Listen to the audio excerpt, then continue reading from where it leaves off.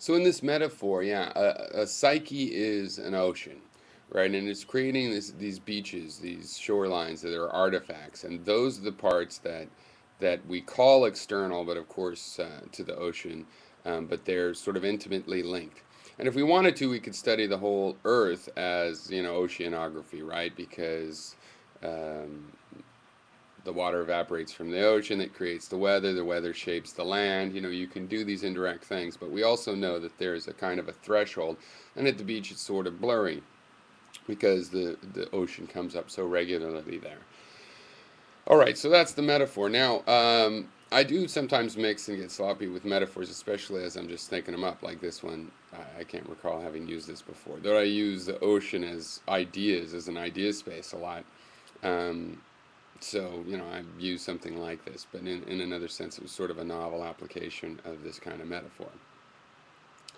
But I think it does mix with the philosophy as psychology from the inside, because in this, psychology is oceanography, studying the ocean. And philosophy is where the ocean studies itself. Now, with psychology, somehow we have an outside view. We have the view of the ocean as the object, and where is that view? Well, okay, we are the oceans, so it's only oceans studying oceans. So it's like if an ocean studies a different ocean, that starts to become psychology. When it studies itself, that's philosophy. Now, the crucial difference is that when you study it yourself, you're studying your own feelings, what it's like to be that thing, what it's like to create the beach. And when you study another psyche, then you're using the perceptions, still your feelings as an ocean, right, of psychology, are involved with this. But you try to subtract them and see if you can figure out what it feels like and what it's like for the other ocean to create these other beaches.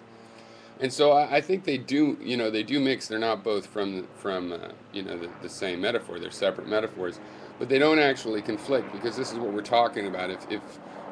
If psychology is like the ocean in this metaphor, then philosophy is when you are the ocean, thinking about what it's like to be the ocean, okay, as opposed to what it's like for another ocean to be itself.